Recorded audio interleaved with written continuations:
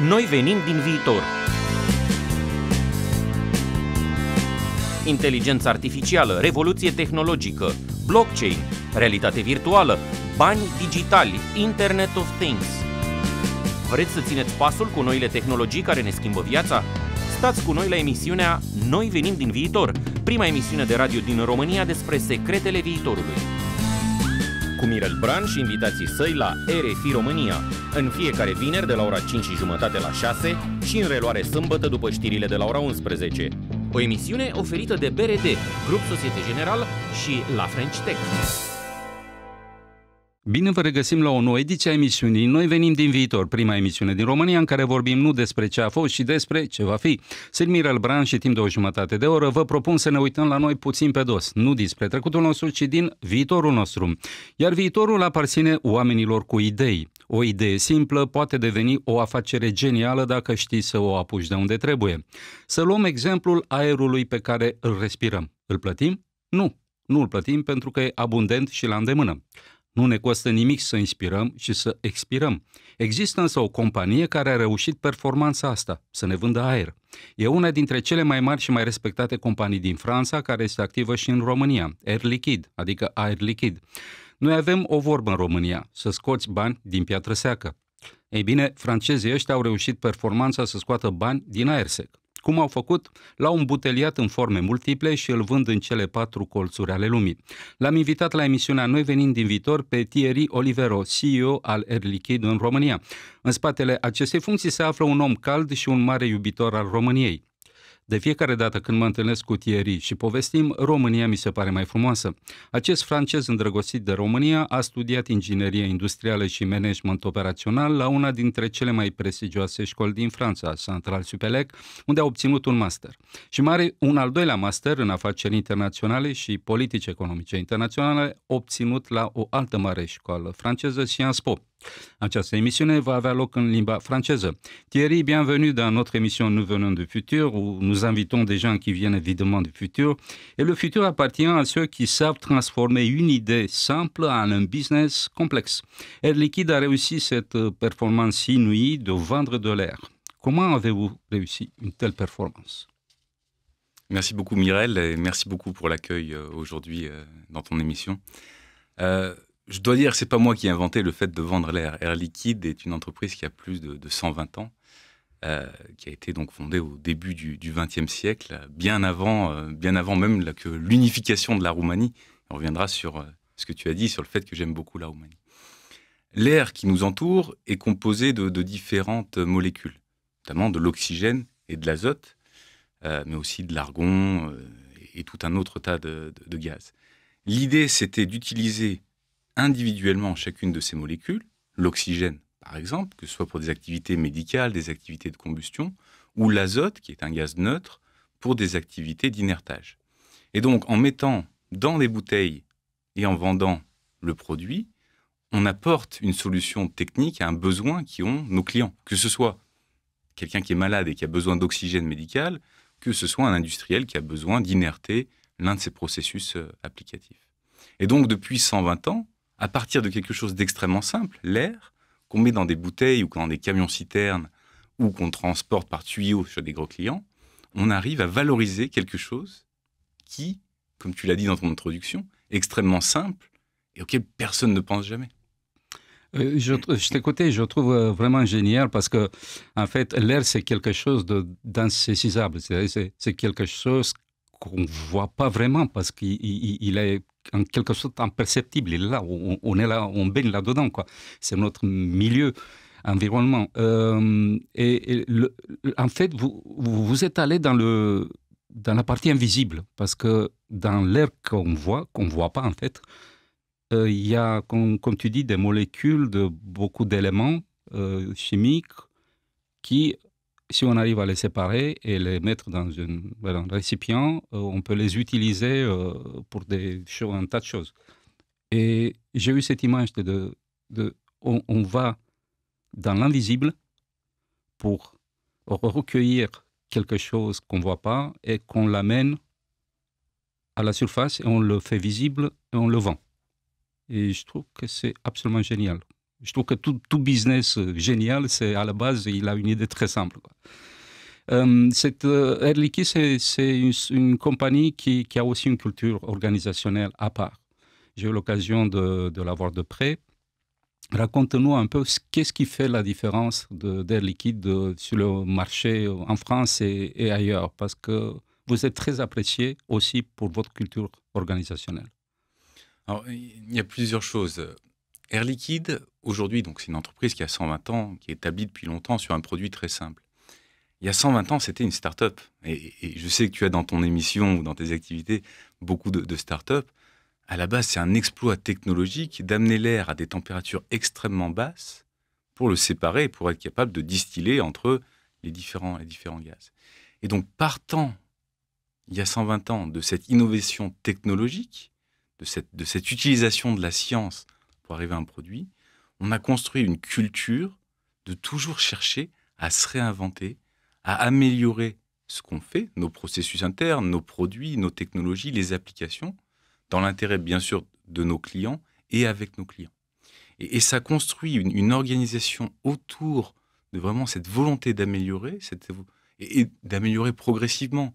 On ne révolutionne pas chaque année le monde avec nos produits, mais progressivement, on permet à nos clients d'être plus compétitifs, plus propres aussi, et on y reviendra peut-être.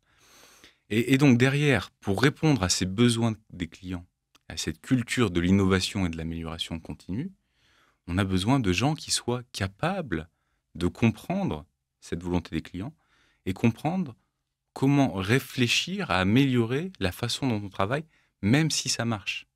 Et c'est là où c'est pas forcément intuitif de se dire on a quelque chose qui marche et on va le faire différemment. C'est aussi ça l'innovation. Noi venim din viitor, prima emisiune de radio din România despre secretele viitorului. Cu Mirel Bran și invitații săi la RFI România. Dans la culture d'entreprise d'Air Liquide, on fait confiance à nos équipes. On fait confiance à la possibilité qu'une idée nouvelle vienne de n'importe où. Que ce soit d'un opérateur à Braila, ou quelqu'un dans les bureaux à Bucarest, ou un membre de notre centre de recherche dans le Delaware. Mais il y a une importance qui est posée sur l'idée. La bonne idée, elle peut venir de n'importe où dans l'organisation, et elle doit venir de n'importe où dans l'organisation. Ce qui fait que, quand on regarde la carrière des gens chez Air Liquide, et je peux parler de la mienne, mais c'est une vérité générale dans le groupe, on n'a pas des personnes qui font le même boulot toute leur vie. Moi, j'ai commencé dans le département achat, ensuite j'ai fait de la stratégie, ensuite j'ai fait du business development, ensuite j'ai fait des ressources humaines, et maintenant je fais de la direction générale. Mais c'est quelque chose qui est pas commun dans toutes les entreprises. Et il y a un autre élément qui est vraiment important et qui reste très important pour nous, c'est l'actionnariat d'Air Liquide. Air Liquide est coté en bourse dans le CAC 40, mais c'est une des entreprises qui a le plus d'actionnaires individuels. Il y a des actionnaires qui ne sont pas institutionnels et qui est représenté comme l'action sur laquelle les gens placent leur argent parce qu'ils ont confiance dans une entreprise. Ils savent que c'est une entreprise solide, qui fait attention à la façon d'investir, aux choix qui sont faits et qui, progressivement, s'améliore et améliore évidemment la performance aussi pour l'actionnaire. Et donc la combinaison de tout ça fait qu'Air Liquide est une entreprise effectivement à part. Air Liquide travaille aujourd'hui dans un environnement un peu compliqué parce que nous avons de plus en plus de problèmes. Je parle des problèmes d'écologie dans notre rapport avec notre environnement. Et je sais que vous êtes très préoccupé par cette dimension qui est de plus en plus chaude, on va dire. Donc, qu'est-ce qu'on peut dire sur Air Liquide sous cet angle-là? Alors, déjà, est-ce que c'est un monde compliqué? et effectivement, il y a ce problème de l'environnement. L'environnement, ce n'est pas un problème. La façon dont les êtres humains traitent l'environnement, l'impact que nous avons collectivement sur l'environnement est un problème. Et Air Liquide, je dois le dire, Air Liquide fait partie de ces industriels qui consomment énormément d'électricité pour séparer, par exemple, les gaz de l'air, ou qui émettent du CO2. Nous, on fait notre propre travail sur nous-mêmes, que ce soit en consommant moins d'électricité ou en s'assurant que l'électricité qu'on consomme vienne de sources renouvelables. Ça, c'est un premier élément. Le second, et c'est là où j'aime pas trop le mot de problème, c'est que pour nous, c'est une opportunité. Comme je l'expliquais avant, ce qui est important pour nous, c'est nos clients, et c'est de travailler avec nos clients sur leurs applications. Et avec nos solutions technologiques, on peut leur apporter la possibilité de réduire leurs émissions, de réduire leur consommation, ce qui pour eux veut dire un gain d'argent, mais aussi un impact moindre sur l'environnement autour d'eux. Et là-dessus, je pense qu'il y a encore énormément de choses à inventer. On parle beaucoup d'hydrogène, par exemple, d'hydrogène vert, qui est une solution, sur laquelle Air Liquide a été très très tôt dans le business de l'hydrogène, que ce soit pour les voitures, mais aussi pour l'industrie. Et là, je pense que ça fait partie des sujets du moment. Il y a la COP28 en ce moment à Dubaï. Il faut vraiment continuer à trouver des solutions technologiques, techniques, pour réussir à ne plus consommer d'énergie fossile. Et donc c'est là où l'entreprise Air Liquide est très très impliquée, travaillant sur elle-même, travaillant avec les clients, avec les fournisseurs, et tout un écosystème pour réduire cet impact et pour purifier l'air dans lequel on vit.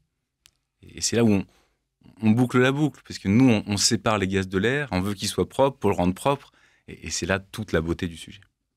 En effet, c'est très intéressant.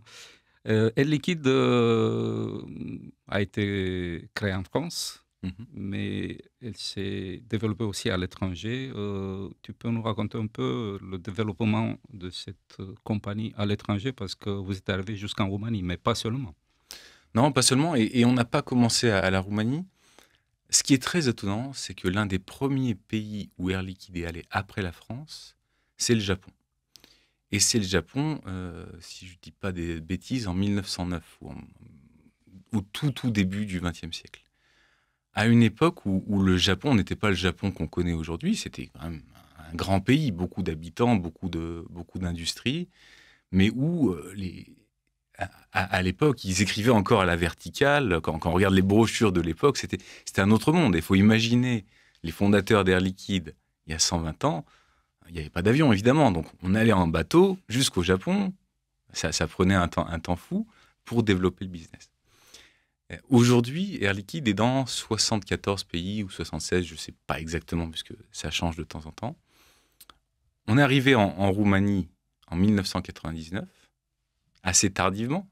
La Roumanie ayant connu ce qu'elle a connu dans la deuxième partie du XXe siècle. Et ça fait partie des pays qui se développent le plus rapidement pour le groupe Air Liquide. En 2015 ou en 2015, Air Liquide a racheté un de ses concurrents, Airgas, aux États-Unis, ce qui fait qu'aujourd'hui, le marché américain est le plus grand marché d'Air Liquide, avec quand même l'Europe qui a une grosse partie. Mais Air Liquide est présent sur tous les continents parce que nos clients sont présents sur tous les continents. Et on revient à cette importance d'être là où nos clients sont et là où ils ont besoin de nous. Noi venim din viitor, prima emisiune de radio din România despre secretele viitorului. Cu Mirel Bran și invitații săi la RFI România. Je sais que tu es aussi un grand amoureux de la Roumanie. J'aimerais qu'on explore un peu cette perspective-là. Qu'est-ce qui t'attache à ce pays? Raconte-nous la Roumanie vue à travers ton regard. Déjà, j'ai eu de la chance de rencontrer celle qui est devenue ensuite mon épouse lorsque je faisais mes études à Paris. Donc Elena, qui vient de Sibiu, qui est roumaine et que je connais maintenant depuis 12-13 ans. 12. Et donc, ma connaissance de la Roumanie, ça a été à travers elle, évidemment. J'ai visité le pays pour la première fois en 2013. Et avant de visiter le pays, j'étais allé à l'ambassade de France pour le 1er décembre 2012. Et je pense que là, c'est vraiment une première expérience entourée de Roumains qui étaient là pour célébrer l'unification des différentes régions. Et ce que j'aime, il y a beaucoup de choses pour ce que j'aime en Roumanie. La première chose, c'est vraiment la chaleur, ce côté primitor des Roumains qui vraiment accueillent n'importe qui comme si c'était un membre de la famille, avec beaucoup d'appréciation. encore plus quand on fait quelques efforts pour parler la langue, par exemple. Le point le plus marquant pour moi, qui est le plus méconnu, c'est la beauté des paysages de Roumanie. Que ce soit l'arc carpatique, les montagnes, les forêts qui sont extraordinaires, que ce soit la flore, la faune des forêts, une diversité entre les plaines qu'on peut avoir autour de Timișoara, Arad, le delta du Danube, toutes les parties différentes, les montagnes, les forêts, les collines. Et c'est très difficile à imaginer pour quelqu'un qui n'a pas visité la Roumanie. Quand on se promène en Bucovine et qu'on regarde ces collines, ces petites bottes de foin ici ou là, on comprend mieux comment certains auteurs ont pu écrire des choses aussi magnifiques, telles que Eminescu ou autres. Et c'est un pays que je trouve extraordinaire, parce que c'est, en tant que quantité physique, géographique. Et le deuxième aspect, c'est pour moi un pays qui a un potentiel énorme. On se plaint, les Roumains se plaignent assez souvent que les choses sont comme elles sont, et que ça ne fonctionne pas, et que ça ne fonctionne pas comme ils voudraient. La réalité, moi, je vois en 10 ans des progrès énormes, que ce soit dans les villes, que ce soit dans les campagnes, un développement économique très rapide, et surtout des gens qui sont tournés vers le futur. L'émission que tu animes est parlante par rapport à ça, mais on sait le passé qu'on a en Roumanie, mais on a envie du futur. On a vraiment envie de s'enrichir, d'un point de vue monétaire, mais d'un point de vue aussi émotionnel, d'un point de vue culturel. Et il y a des gens qui sont capables en Roumanie de faire des choses extraordinaires. Tu les invites souvent, mais vous parliez récemment des ingénieurs, par exemple. Mais il y a une mentalité de réflexion sur l'ingénierie en Roumanie, une connaissance des sciences et techniques qui est formidable. L'un des problèmes qu'on a en Roumanie, c'est que les gens, souvent qui sont bien formés, partent ensuite réussir ailleurs. Et c'est notre challenge collectif, trouver un moyen de les faire venir, réussir, soit rester, soit revenir, réussir en Roumanie. Il y a la possibilité, il y a un potentiel pour réussir ici dans ce pays. Moi, j'ai la chance de pouvoir le faire avec mon entreprise, voilà, avec l'entreprise dans laquelle je suis. Mais c'est partout autour de nous, il y a des opportunités de réussir en Roumanie. Ça, malheureusement, parfois les Roumains ne le voient pas, et parfois les étrangers, la communauté des étrangers en Roumanie, le voit avec plus d'enthousiasme, de gourmandise même, que les Roumains. Noi venim din viitor, prima emisiune de radio din România despre secretele viitorului. Cu Mirel Bran și invitații săi la RFI România. La Roumanie, dans le contexte des nouvelles technologies, ça donne quoi? Parce que ces nouvelles technologies, en fait, c'est des opportunités extraordinaires pour un pays comme la Roumanie. On a, comme on dit, on a encore faim en Roumanie, on veut encore évoluer, faire des choses, inventer des trucs. Et les nouvelles technologies qui arrivent nous permettent, surtout à cette jeune génération, de créer des super business à partir d'une idée simple, comme Air Liquide l'a fait il y a 120 ans.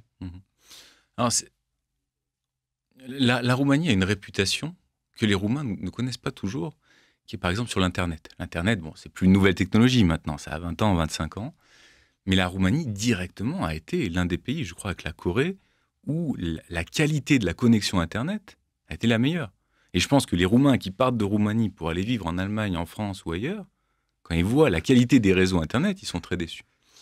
Ce que moi, j'apprécie des Roumains, c'est quand il y a une nouvelle technologie, ils sont les premiers à l'adopter. Blockchain, par exemple, les monnaies virtuelles, l'intelligence artificielle, même les smartphones à l'époque. Très, très, très rapidement, on a des Roumains qui adoptent la technologie, qui adoptent le sujet et qui en font quelque chose. On a plein de success stories d'entreprises en Roumanie, dans le secteur de l'IT, de ces dernières années. Comment elles se sont faites? Elles se sont faites par quelqu'un qui voit la technologie et décide d'en faire quelque chose, d'utiliser cette technologie pour inventer son business, pour inventer son application, son antivirus, etc. Et ça, c'est une force qu'on a chez les Roumains. Aujourd'hui, on voit l'arrivée de l'intelligence artificielle, les large language models, les ChatGPT, tout ce qu'on connaît déjà. Et je pense qu'on a beaucoup de gens en Roumanie qui ont la capacité et l'envie, et les deux sont super importants, de faire quelque chose, d'inventer un futur qui est même difficile pour nous de mesurer. Moi, je suis un industriel à la base. Donc, je sais comment je peux améliorer mon travail. Je ne sais pas forcément comment je peux révolutionner le monde à travers l'intelligence artificielle. Mais je suis sûr qu'il y a des Roumains qui nous écoutent ou qui ne nous écoutent pas, qui sont déjà en train de le faire. Moi je commence à être un peu vieux, je ne suis pas sur TikTok, par exemple. Je sais qu'il y a beaucoup de gens sur TikTok, et je sais que TikTok, c'est une technologie adaptée très rapidement par la masse des gens en Roumanie, où laquelle il y a une innovation qui se fait en permanence. Alors, on se moque parfois des enfants qui sont sur TikTok, etc. Ça va bien plus loin que ça. Et je pense qu'on a... Moi je me souviens, en Roumanie, il y a quelques années, j'allais dans les petits villages autour de Sibiu, et je voyais les grands-mères sur leur smartphone, sur Instagram, en train de regarder ce que faisaient les petits-enfants en Belgique, aux Pays-Bas ou en Suède. Et j'imagine mes grands-mères, jamais elles auraient été sur Instagram, sur leur smartphone. Donc, il y a cette appétence pour la nouvelle technologie. Et je pense que, quelle que soit la nouvelle technologie, il y aura un ou une Roumaine qui en fera quelque chose. Et c'est ça qui est passionnant aussi. Je suis curieux de savoir si tu as appris un peu le roumain. Da. Vorbesc limba română, îmi place foarte mult. Am un accent francez, știu că asta este, dar nu. Înțeleg mult mai bine ca vorbesc, dar îmi place. Cred că e foarte important când suntem îndrăgostiți de o țară să facem efortul să învățăm puțin. Tu parles très bien, Non. Thierry. Si, tu parles très bien. J'aimerais qu'on approche un peu ton parcours professionnel. Le fait que tu fais ce métier aujourd'hui, c'est la conséquence d'une alchimie personnelle, de choix que tu as fait dans ta vie. Tu peux nous raconter pourquoi tu fais ce métier aujourd'hui et pas un million d'autres métiers possibles? Je pense que c'est une combinaison de beaucoup de choses. Moi, je suis arrivé à la fin de mes études, je cherchais un stage de fin d'études. Comme ça que ça se fait en France, on doit faire un stage à la fin des études. J'ai laissé mon CV ici ou là, Air Liquide m'a contacté en me disant « On a un job pour vous ». Moi, j'étais un peu bête déjà à l'époque. J'ai dit « Moi, je ne cherche pas un job, je cherche un stage ». J'ai réfléchi quelques heures, je me suis rendu compte que finalement, un job, c'était mieux payé qu'un stage et que c'était une bonne opportunité. Donc, je suis rentré chez Air Liquide par hasard.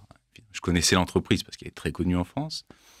Et je suis resté parce que ça me plaisait beaucoup, parce que les opportunités en interne étaient intéressantes d'un point de vue carrière. Et l'application, les applications, ce que fait Air Liquide est chaque jour passionnant.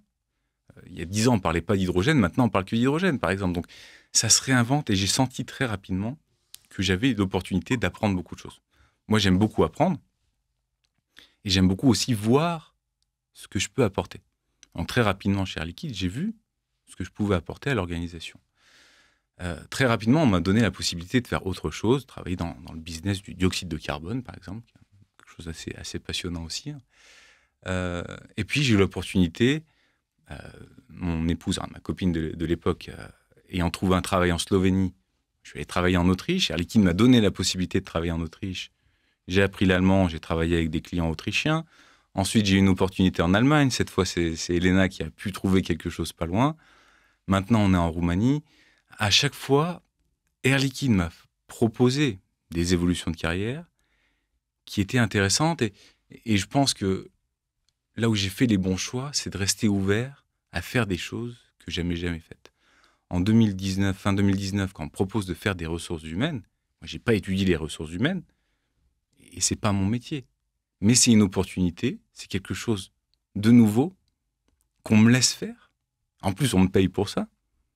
Et donc, avoir saisi l'opportunité, c'est quelque chose que je suis super content de l'avoir fait. Je suis super content d'avoir eu la curiosité d'essayer des choses que je ne connaissais pas et de voir assez rapidement que je pouvais aussi contribuer dans ces domaines.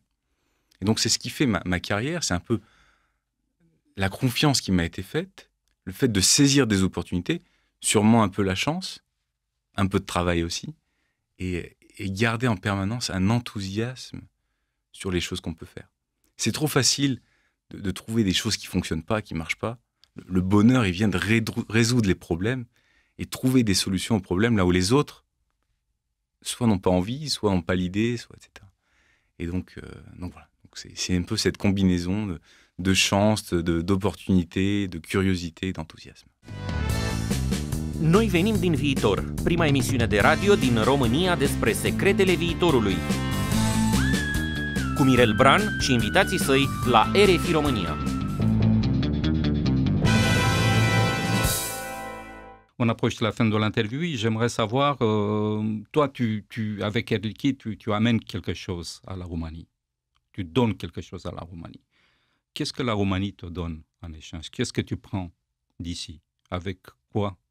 Tu vas un jour quitter peut-être ce pays, mais tu vas prendre quoi avec toi? Qu'est-ce qui est la chose la plus précieuse que tu prends avec toi?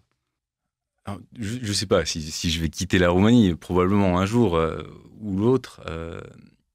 Je pense qu'il y a un attachement encore aujourd'hui en Roumanie à la nature, à la nature physique, mais aussi à passer du temps ensemble, à rester ancré dans une réalité.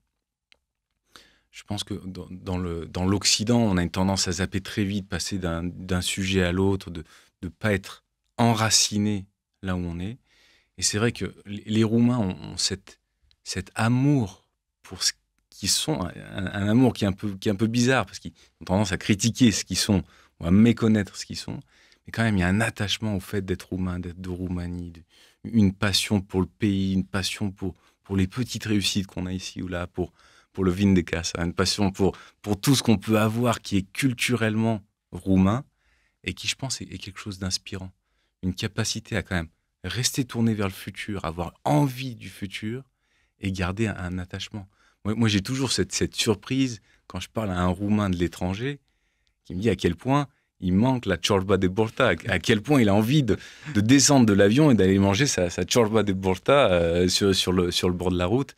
Cette notion de dor que vous avez en Roumanie, en roumain, un mot qui est très difficile à traduire et qui est, je pense, symptomatique et révélateur sur la nature des Roumains.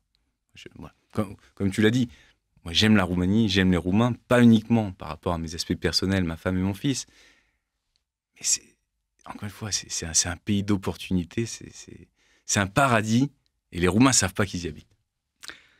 Thierry, une dernière question. Si tu avais un robot qui ferait tout à ta place et tu avais tout le temps du monde pour toi, tu ferais quoi? Je pense que j'irais passer du temps à la montagne ou à la campagne, regarder la nature, lire et écrire. Super. Thierry, îți mulțumesc că ai fost cu noi la RFI România. Dragi ascultători, l-ați auzit la emisiunea Noi venim din viitor pe Thierry Olivero, CEO la Air Liquide România, o companie franceză construită complex pe o idee foarte simplă. Thierry nu este doar un lider, ci și un îndrăgostit de România. Mai multe despre el și despre acest proiect puteți afla la adresa airliquide.com/group/Romania. Și mai avem o veste bună. Programul de preaccelerare pentru startup-uri de tehnologie Innovation Labs, unde sunt mentor, pregătește ediția a 12-a cu o curiculă unică, adaptată cerințelor actuale ale startup-urilor aflate la început de drum. Innovation Labs beneficiază de acum înainte de un parteneriat strategic pe termen lung cu fondul de investiții Early Game Ventures. România se mișcă și startup-urile primesc o mare gură de oxigen în programele Innovation Labs.